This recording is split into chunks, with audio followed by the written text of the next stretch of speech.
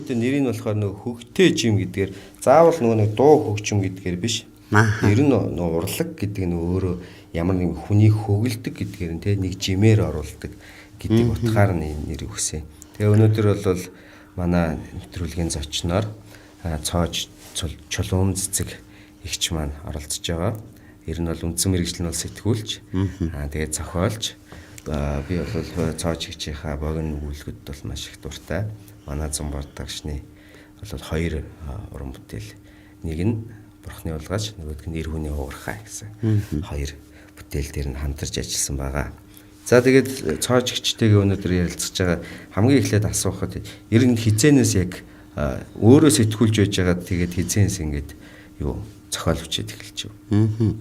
Миний хувьд бол яг урд нь дандаа яруу найраг шүлэг яруу найраг нэлээд сонирхож бас оролдож исэн. 8 дугаар ангид байхдаа нэг ном, 9 дугаар ангид байхдаа нэг ном, Хөгт байхдаа шүлгийн номуудаа гаргаж исэн. За тэгээд дараа нь сэтгүүлчээр төгсөөд ер нь нэлээд олон жил хүмүүстэй уулзч тийм ээ, сэтгүүлчийн ажил бол дандаа л хүнтэй л уулзч явж. Тэгээ энэ их олон хүмүүстэй уулзсан, энэ их олон хүний одоо дурсамж, түүх, намтар яг сэтгэлд ингээ хадгалагдаад бүрүүлдсэн юм тохиолдол байдаг байхгүй юу? Алдаач байна, онооч байна те. Хүний амьдрал чинь өөр айгаа баялаг. Тэгэхээр тэр болгоны бас нэг ингээ богино өгүүллэг болгоод бичих юмсан гэдэг. Ийм одоо бодолд хүрсэн. Тэгээд би бол нэг удаагүй богино өгүүллэг чинь 2003 оноос эхэлж бичсэн юм уу? 3-4 оноос л эхэлж бичсэн. Тэгээд жижиг богино өгүүллэгүүд бичээ тэрийг яг нэг ном гаргаж гэж нэг бодоогүй. Тэгээд нөгөө блог та оруулдаг. Тэгээд банжиг нэт дээр блогтай. Тэгээд нөгөө блог дээрх өгүүлбэрүүдийг маань хүмүүс маш их сонирхоод уншаад тэгээд саналаа хэлнэ, шүүмжлэн те магтхан тэгээд хизээ над өгүүлбэрүүдээ чи ном болгож гаргах юм бэ. Тэгээд хөх их шиг гэд би өөрөө банжиг блогт байсан байхгүй юу. Тэгэнгүүт л нүүдэл гэд нэрээр бичдэг. Тэгэнгүүт л нэрээ ерөөсөө нэг ном болгоод гаргачихъя гэд. Тэгсэн чинь 60 гаруй өгүүллэг юм гэтгээд анхныхаа өгүүллэгийн номыг хөх их шиг гэдэг нэртэйгээр гаргасан. За тэгээд ерөнхийдөө бол бас нэг сонсох юмаа сонсчихж байгаа шүү дээ хүмүүсээс. За болж जैन болохгүй байна, засах ёстой байна, сайжруулах ёстой байна гэдэг юм уу. Илүү судлах ёстой байна гэдэг юм уу. Богино өгүүллийн нэг онцлог бэлтэй. Энэ бол яг нэг тодорхой нэг үйл явдал. Тухайн цаг дээр ч юм уу те. Ингэж бичигдгээр өөр нэг өгүүллэг маань арай өөр. Тууж бол одоо нэг үеийг ч гэдэг юм уу те. Ингээд илүү үйл явдлын хөрөө өргөжөөд тэлээд явах тусмаа нөгөө өгүүллэг тууж арман гэд ингээд ялгаад явчихж байгаа байхгүй юу. Хэмжээний хувьд хамарч байгаа бүрийнх нь хувьд. Тэгэхээр богино өгүүллэг сонсдог, уншдаг хүмүүс их байдаг юм байна гэд. Тэгэл ер нь тэр үеэс л богино өгүүллэг нэлээд бичиж эхэлсэн байна.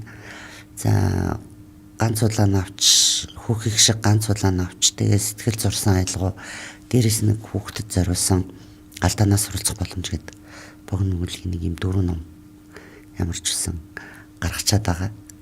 За тэгэхээр одоо яг хоёулаа богино өгүүллэг гэдэг дээрээ тулгуурлаж ярихад яг богино өгүүллэгийн өөрийнх нь онцлог нь электронул тайлсан шүү дээ. Яг нэг тийм ерөөсөө л нэг юм үйл явдлыг яг тухайн цаг үед нь л маш богино хэмжээнд богино одоо юунд агуулга гаргаад тэрийгэ товч тодорхой одоо ур яруу гэдэг ч юм уу тий. Одоо нэгөөсний Facebook-ийн пост ч гэсэн юм биш. Богинохон. Тийм яг нэг Twitter-ийн пост шиг л байхгүй. Twitter-ийн пост шиг юм байна тий. Facebook дээр бол юу ч яг ингээд дэлгэрэнгүй байдаг бол Facebook чинь 150 үгэндээ багтаадагтай адилхан. Twitter их шиг л тийм богинохон ерөөсөө л яг үйл явдлаад багцлаад бичих ёстой. Гэхдээ илүү ойлгомжтой ур яруу дүрслэл сайтай үг оновчтой байх ёстой гэдэг шаарддаг л та. Тийм байна. Одоо чинь роман чи эхлэхдээ одоо ахуй байдлаа ингээл танилцуулахдаа бүр нэлээд олон хуудсан дээр тэр чинь нэлээд дэлгэрүүлж ингэж яадаг бол богино өгүүлэлтээр аж байдлаа харуулахын тулд одоо юугаараа маш оновчтой үгсээр тэрийгэ одоо уншигчтай шингээдэг болч таарах нь. Тийм. Ер нь нэг дунджаар одоо хідэн үгэнд ингэж багтдаг юм богино өгүүлэлт чинь. За ер нь янз бүр л дээ. Гэтэ хүмүүс бол одоо юу гэдгийг нөгөө онлайн багш нар бол нэг тийм 1500 хүн дотор багтаач гэдэг юм уу нэг тиймэрхүү юм ярьдаг л та. Юуг бол арманыг бол бүр хөвлийн хуудасаар нь ярина шүү дээ. Тэдний хөвлийн хуудас ч гэдэг юм уу. Ингэж энэ чинь одоо арман болох ёстой ч гэдэг юм уу. Ер нь яг миний зүгээр анзаарснаар ч гэдэг юм уу сонссноор бол одоо манай зохиолчтой хоромороноос бас энэ өгүүллэг арман туужийн энэ нэг төрөл жанруудын бүр англиад одоо энэ ингэж бичигдэх ёстой шүү. Зарим нь бол томхон хэмжээний тууж арман гэж тавиад байна ч гэдэг юм уу тий. Янз бүрийн шүүмжлэл байдаг юм билээ. Онлын хувьд бол зүгээр бичигчдийн хувьд бол тэгэл яг өөрийнхөө юмыг бичээл гаргаал өөрсдийнх бол энэ одоо түгээгээл явж байгаа л та. Тийм л. Гэтэ нөгөө нэг уншигч нар чинь бол бас одоо юу гэх юм би одоо жишээ нь уншигч байлаа гэдэг уншиж бол зүгээр үйл явдалд ингээл оролцоол те нөгөө ингээ мэдрээл адилхан тэр хүний өмнөөс ороод зовоол юм гаднаас нь хараад зовоо шаналал баярлаа явж байгаа шүү дээ. Тэгэхээр яг та зохиолчийнхаа үүднээс нөгөө нэг уншигчийг одоо яг ийм юугаар те энэ үед ийм одоо сэтгэл хөдлөл нь гарах ёстой гэдгээр ядгүй альсвал эсрэгээр нь яг л тэр хүнийхээ өмнөөс амьдэрч ингэж одоо нөгөө талаас нь ингэ бичдэг. Аль тал нь илүү зохиолч талаас гарах. Ер нь яг зохиолч ч гэсэн өөртөө ярьдаг л да. Яг өөрөө тэр нөгөө бичиж байгаа зүйл рүү орчдөг. Жишээлбэл доржиг одоо яах вэ, хүлэх үү, босох уу те. Дорж цэцгийн хоёрын уулзалтыг яг ямархуу байдлаар дүрслэх үү.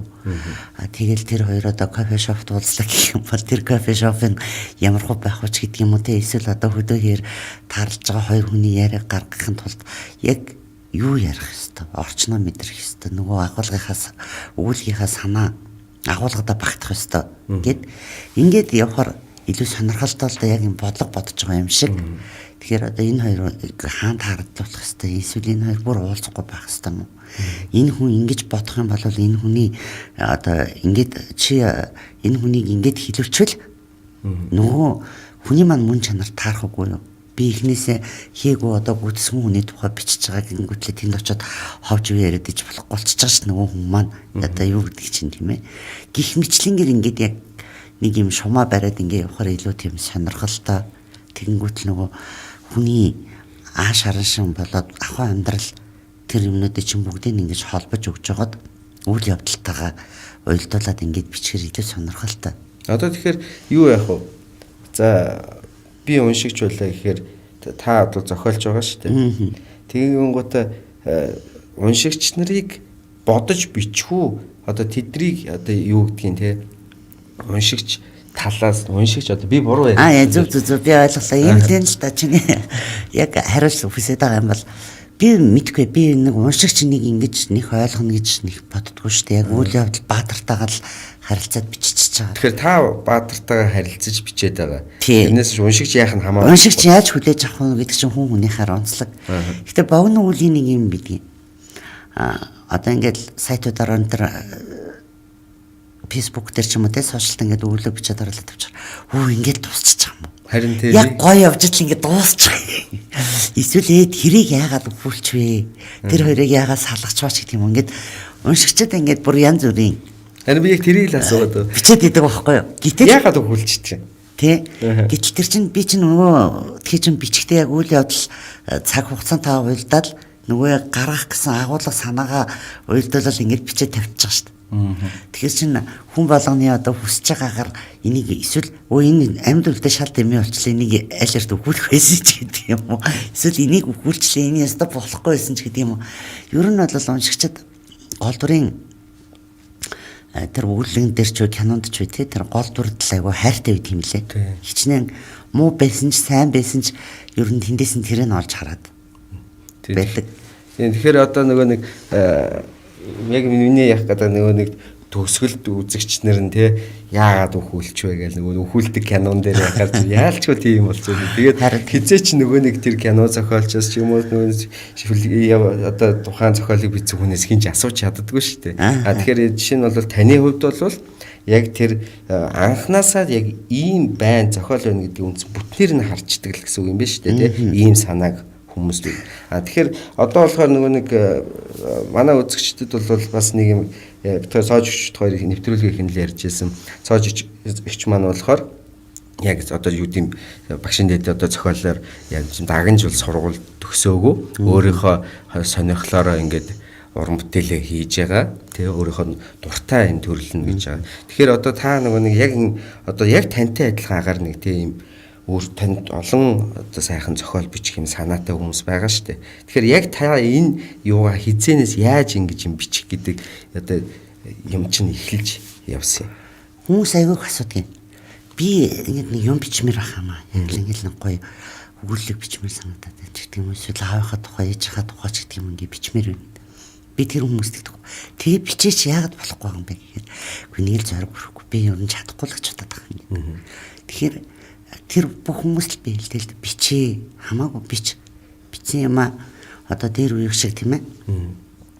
Бичсэн юм аа тэмдэглэлийн дэвтэр дээр хийгээд ч юм уу компьютер дээр хадгалаад хин нэгэнд одоо үзүүлээд явах боломжгүй тийм цаг үе биш болчихлоо шүү дээ. Өнөөдөр чинь бичсэн юм аа шууд сошиал орчин тавилаа.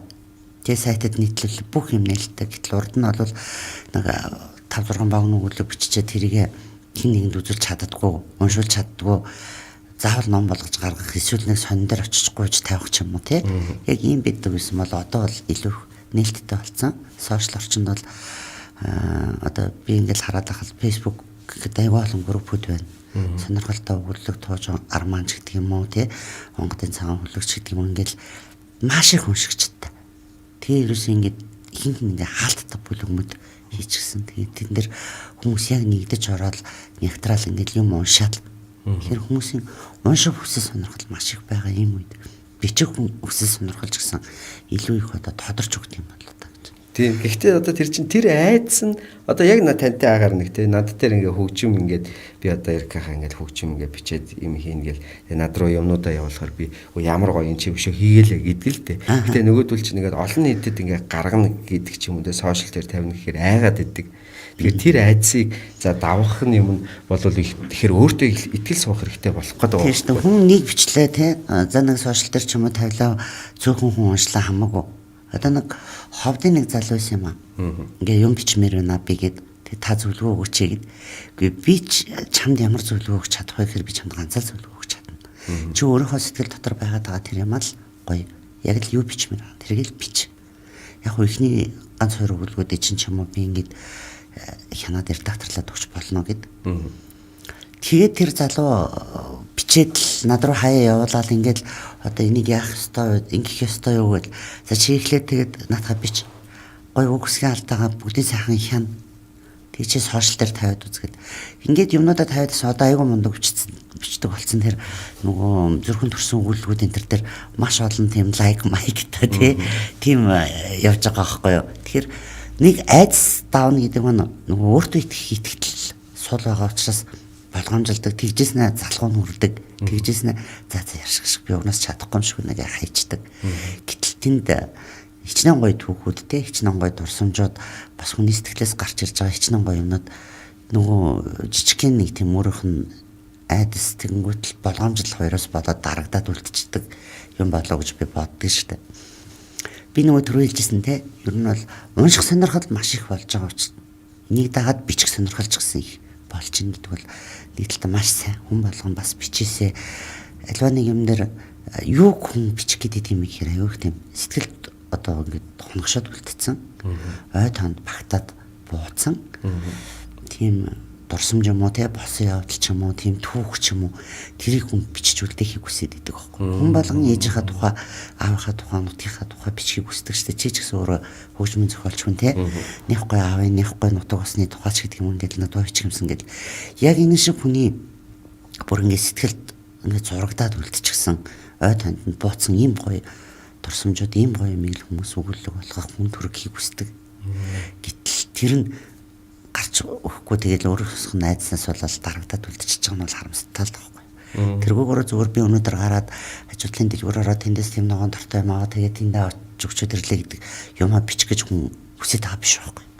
Тэгэхээр юу юм бэ штэ миний ойлгосноор бол зааж гэж штэ хүн болгонд байгаа тэр нэг дотор нь ингээд хүнд хүргэчээ гэсэн тэр дурсан ч юм уу те юмнуудаа ихний ээлжин тэг түүхээ яг хамгийн ихний ээлжин үзгээ барих юм уу эсвэл компьютер дээр очиод шивэд эхлэх нь чухал юм биш. Эхлэх нь чухал. Тэ яг тэр эхлээд мэдээж төгс юм эзэж гарахгүй учраас тэ тэгээ гол нь эхлээд бичээд ингээд эхэлчихэл юм бол дараагаас тэр нь өөрөө хөвөрнө л гэсэн үг юм байна шүү дээ. Тийм дээрэс нь өөрөө хүмүүсээс бас ингээд санал бодол сонсоод эхлээд ингээд нөгөө бичсэн юм хүнд гаргаад үзүүлээд ч юм уу те өөрт байгаа бүх боломж одоо сошиал орчин ч сайтууд байж гэх юм уу ингээд гаргаад ингээд ихээр маш олон зөвлөгөөнүүд аавна хүмүүс тэр дээр урам өгнө шүүмжлэн болцоон бол гэтэл дахиад илүү их сайжруулад хийж гэх юм уу. Би бол яг нэг үнийг итгэхэд бол банжиг блог дээр л хамгийн анхныхаа өгүүллэгийг гаргаж ирсэн. Тэгэл ганц үг гэдэг нэртэй ч уншижсэн баг те би ч юм. Тэгээ ганц үг гэд тэгээд тэр өгүүллэг ингээд зав энэ миний анхны одоо өгүүллэгээд оруулахад хүмүүст амар хүлээж авсан. Айгуу гоё юм байна. Чи бичих юм байна. Тэр дээр бүр ч өөрөө сэтгүүлч хүн мэдээ сурвалжлага нийтлэл аян замын тэмдэглэл гээл те юм бичдэг. Тийм учраас чи энэ богино өгүүллэг тал руу бас бичүүл айгүйх амжилт олох юм байна ч гэх юм уу хүмүүс ингээл дэмжиж эхлэж байгаа байхгүй. Тэнгүүт л нэрээ хингоо тэгж ярьжсэн тэр үг тэгэхэд айгүй тийм сонин үг байсан ч гэх юм уу энэ яг эндээс үндэслэл юу гарч ирж байгаа байхгүй. Сэдв. Тийм богино өгүүллийн санаанууд өөрөө тийм амар том байх олон жилийн турш үргэлжилсэн юм байх энэ төр гол нь биш юм билээ л дээ. Ерөнхийдөө баг нэг үгнээс ч гэсэн гарч ирдэг. Тэгвэл энэ бурхны улгаа чи яаж гарч ирсэн? Одоо бид нэрээ сонсох. Энэ бол бас л яг л одоо бодтой болсон явдал шүү дээ. Гэхдээ тэр бурхныг аваач ч өгөөгүй л дээ. Алин бурхан аваа явцсан гэд надад нэг хүн ярьжсэн байхгүй. Би нэлээд том компани захирал. Гэхдээ би тэр бурхныг айгүй харамсдаг шүү дээ. Олоод буцаагаад аваач өгч юмсан гэж би амар хүсдэг гэл. Нэг хүн надад зүгээр ярьжсэн байхгүй жоохон бахта тэгэл яг л нутгаасаа гараад бизнес хийх гэж байгаа тий. Мөнгө төгрөг байхгүй тэгэл би одоо хүртэл тэрэндээ амар гимшдэг гэл. Гэхдээ тэр аваач ч өгч чадаагүй.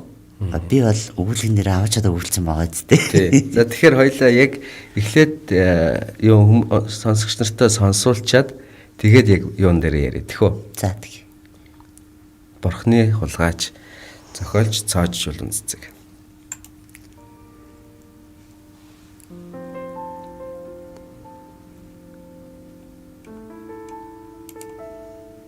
Зохиолч баян мөнхийн Цоожчулуунцэцэг. Бурхны хулгайч. Санж байн өврөө тэмтэрч үзэж байлаа. Одоогоос 20 жилийн өмнө энэ бурхныг өвөрт цөөд хотод ирж байхад ингэрийг нь хайраад байх шиг санагдаж байсан. Харин өнөөдөр өвөртлөө цагаан бургасны даваад авч байхад ингэрт нь гал ноцож байх шиг санагдаад болдоггүй. Тэссэнгүй дахиад л гаргаж ирж үзлээ. Атхын шинэ алтан бурхан. Эртний хийцтэй ч гэсэн илүү дутуу чамийн өмгүй цул алтаар цутгсан гэд. Түүнийг ингэрээсээ алтан бурхнаа гаргаж байн үзээд байхаар жолооч нь гайхсхийж. Танд ийм бурханд ор хаяж хэдэн арвыг хийлгэж хөрөнгө байгаа шүү дээ.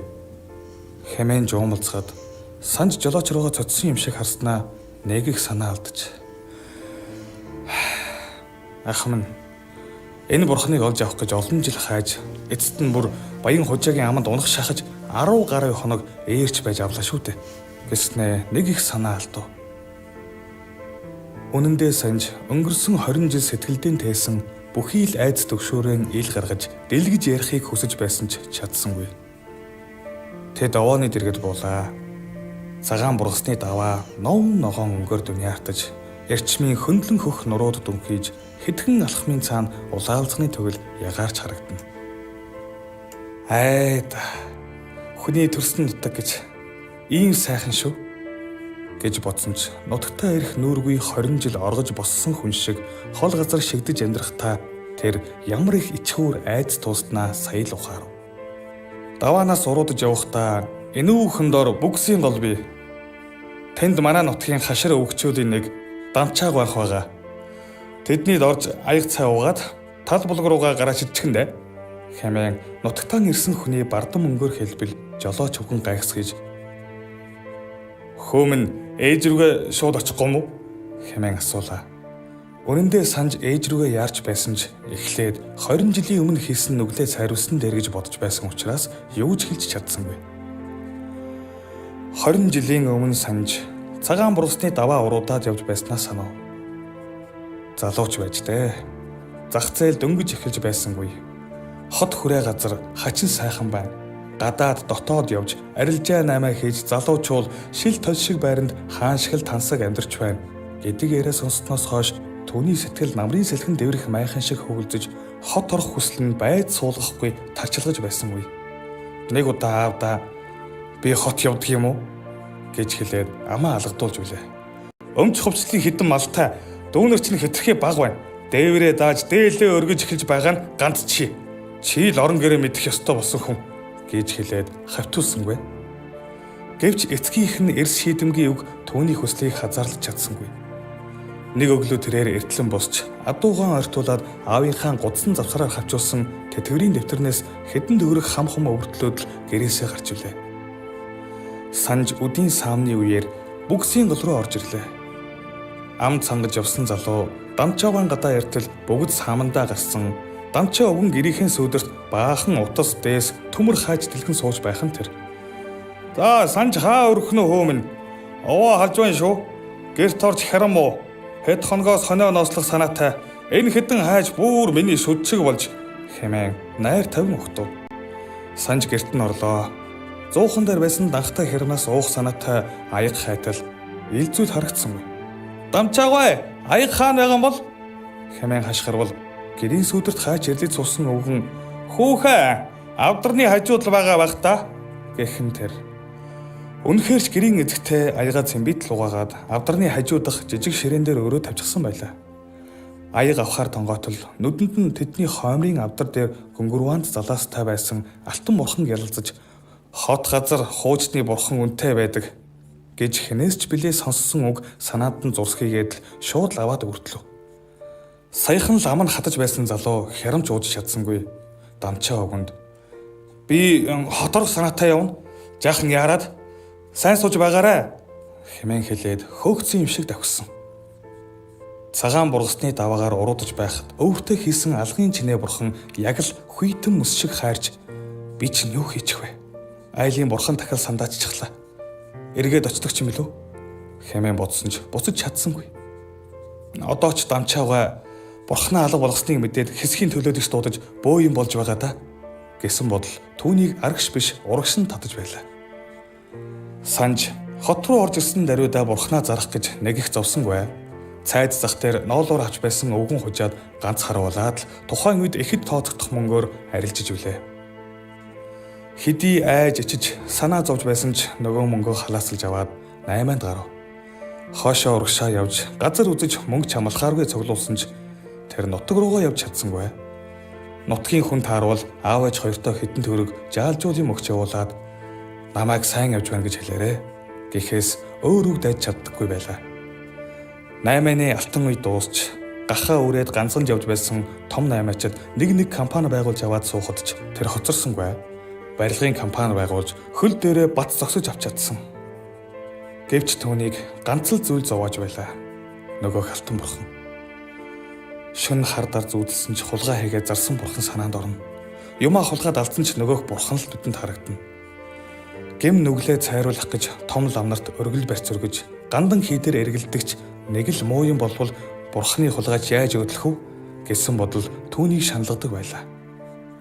Одоогоос 5 жилийн өмнө дүүгээс нь аа өвдөөд би нэх муу байна гэсэн хэл ирэхэд санж очих гэж хичээгээд үнэхээр чадсангүй. Бурханы хулгайч ирж гин хэмээн нутаг усаар нэг яриа болох байх та гэдэг айдас түүнийг хүлээд хөдөлж чадсангүй. Ганцаараа шүнжин арх ууж хүнээс нуугдаж уйлсан. Санж өглөөнд дүүрүүгээ 5 сая төгрөг шилжүүлсэн шүү гэдэг хэл дуулгаад Бээжингийн онгоцонд сууж байлаа. 10 гаруй жилийн өмнө бурхан хуралдаж авсан өвгөн хужааг хайж олохоор тэр шөнө эргэлт буцалтгүй шийдсэн байлаа. Хаа очиж илүү дутуу зангүй өвгөн хужаа айл эрт нас барсан гин. Тэр алтан бурхан хүүдэн байгааг дуулж сүүлийн хэдэн жил ирж хайж байж олсон ч сэргэлэн залтай хятад ирэх эхлээд тэр бурхан надад байхгүй хэмээн гүрийж сүүлдээ ер нь би өгөхгүй гэж зовоож санжийг хавтуулсангүй. Одоогоос 7 хоногийн өмнө тэр хятад ирийг тансаг хоолны газар урьж бурхан хулгайлснаа ярьж ээжийнх нь би муу байхад очиж чадахгүй байгаагаа хэлэхэд ч нэг их тоосонгүй. Харин архинд халамцаж багтарсан санжийг хулгаан бурхан муу юм дагуулдаг юм. Наад бурханаас ч болж би маш их шаналж байна хэмээн нулимс унахад жаахан эргэлзсэн шинжтэй харж байснаа Тэнгэрт хандсан өндөр үнээр худалдаж авахыг зөвшөөрсөн юм. Хэдийгээр их мөнгө нэгсэн ч санжид харамсаад байх зүйл байсангүй. Хэлсэн үнийг нь төлж 20 жилийн өмнө хулгайлсан бурхнаа өвөртлөөд одоо нутгаруугаа буцаж байгаа нь. Тиймээс тэр ээжтэй очихоос өмнө бурхны хулгайч гэдэг муу нэр сэтгэл чингэж үлдсэн айдас ичхүүрэн гэхийг хүсч байлаа. Дамчааг байхыг эрж хайх гэж нэг их зовсонгүй. Харин гэрт орохоос өмнө санжийн өвдгөн чичирч байлаа. Гэвч түүнд өөрөө аваачиж өгөхөөс өөр ямар ч гарц байсангүй.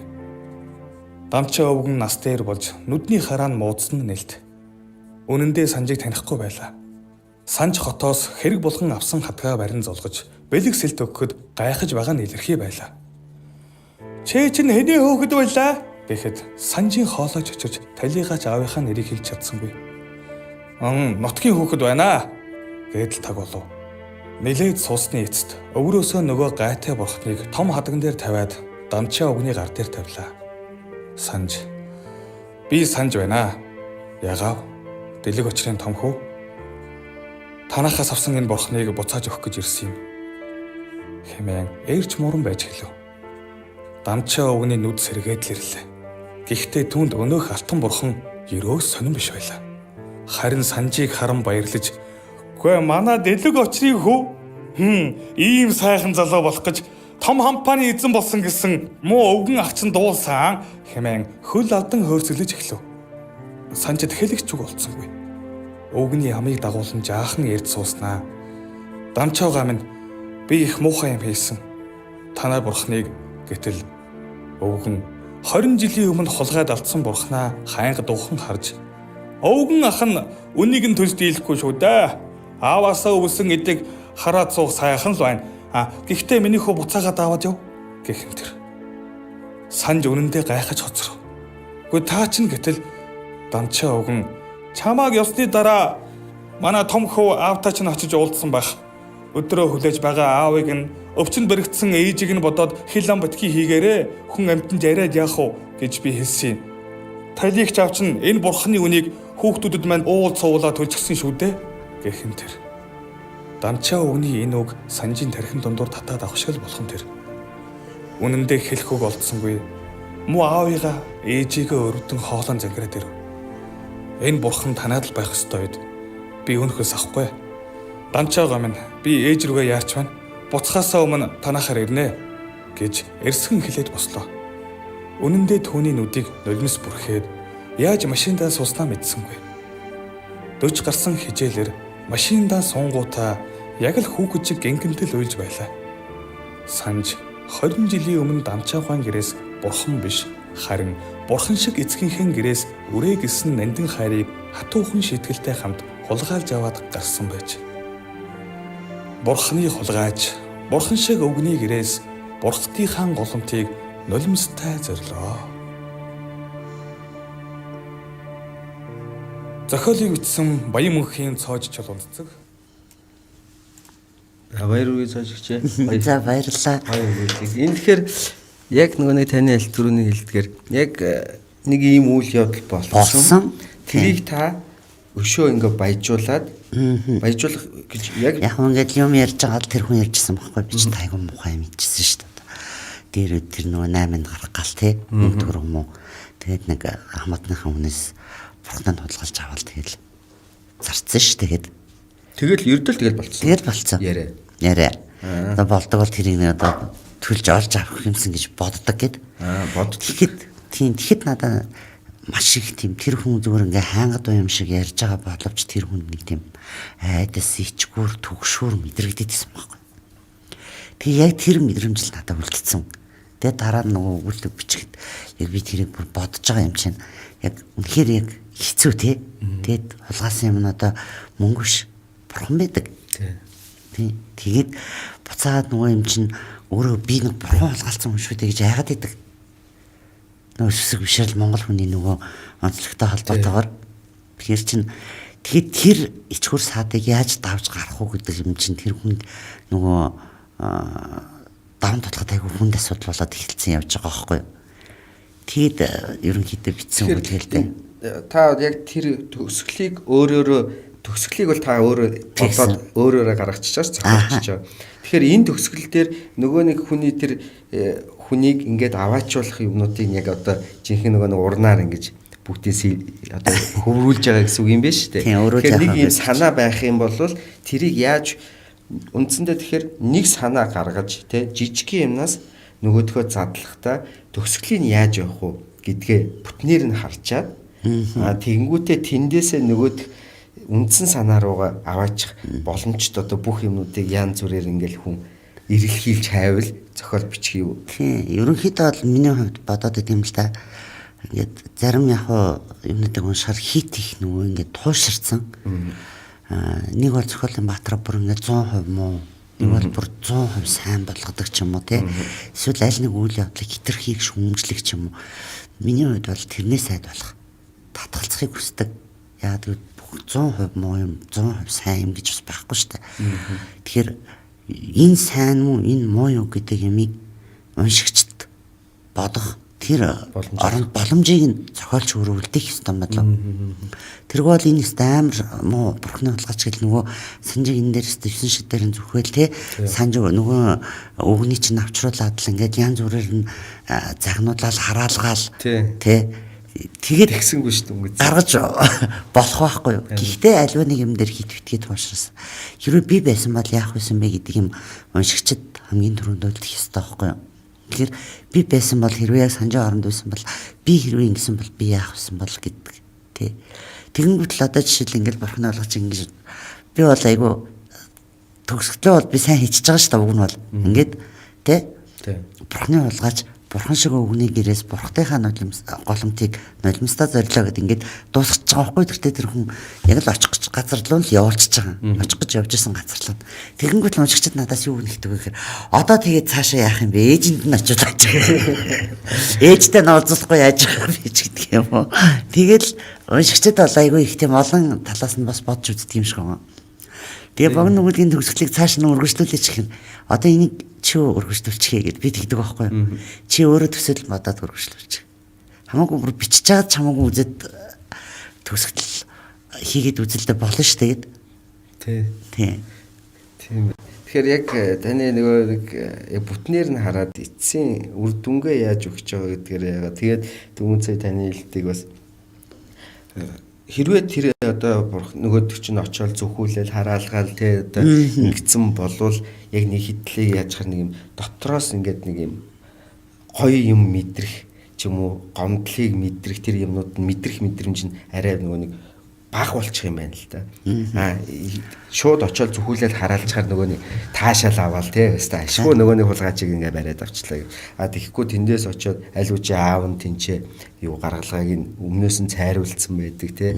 Аав гэхдээ хүүгээ хүлээгээд байсан өөрөө ч очих байхад. Гэхдээ тэрнийг юм хийсэн үйл нь өөрийг нь зовоогоод байсан. Гэхдээ бас дотроосоо ингээд нэг шаналаад байсан. Зовлонгоо аль үжи амсцсан шүү дээ зайлвал те.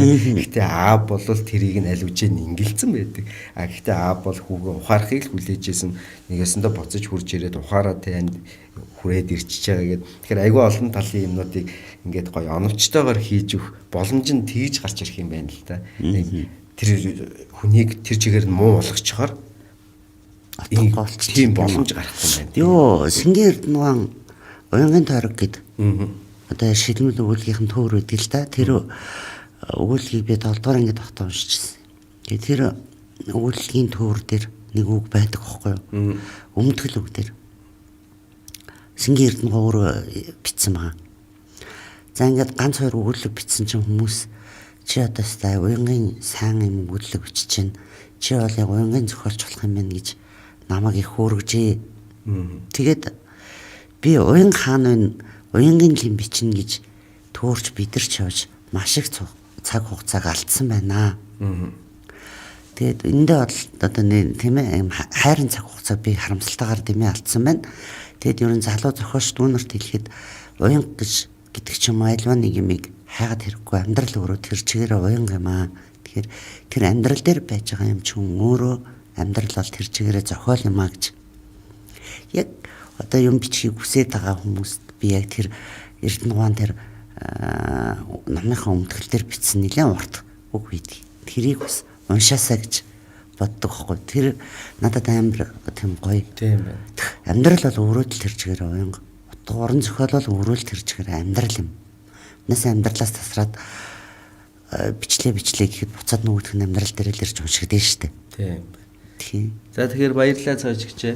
Тэгэхээр та пэйж дээрээ өөрийнхөө пэйж дээр энэ Эрдэнэгийн үгийг гоё оруулчаарай. Тэгээд манай Цоожчулуунцэцгийн пэйжээр нь орж маш олон гоё өгүүллэгүүдийг уншаарай. Маш олон өгүүлбэрүүд сошиал зөндөө байгаа. Тэгээд манай Зум бардагчны YouTube хаяг дээрээс ороод YouTube дээрээс хүний хуурхай гэд зохиолыг бас аудио хэлбэрээр сонсоорой. За тэгээд таны уран бүтээлээр өшөө олон сайхан ном гаргаж олон сайхан зохиол уран бүтээл төрөхий. Эрүүл төвшүүлье. Тэгээд дараагийн нэвтрүүлгээр уулзтлаа, баяртай. За баярлаа. Хөгжим бол бод тойрхоор хоёун ухаан зүрх сэтгэлийн мэдрэмж хоорондын зуучлагч юм. Хөгжим бол баригдахгүй, харагдахгүй мөртлөө сонсогддог хүний сэтгэлийн илэрхийлэл юм. Дэлхийн монголчуудын хэмжээл радио 88.3 Зум продакшн хамтран Хөгт чим нэвтрүүлгийг 7 хоног бүрийн пүрэв гарагийн үдэш 21 цаг 15 минутаас хүргэж байна.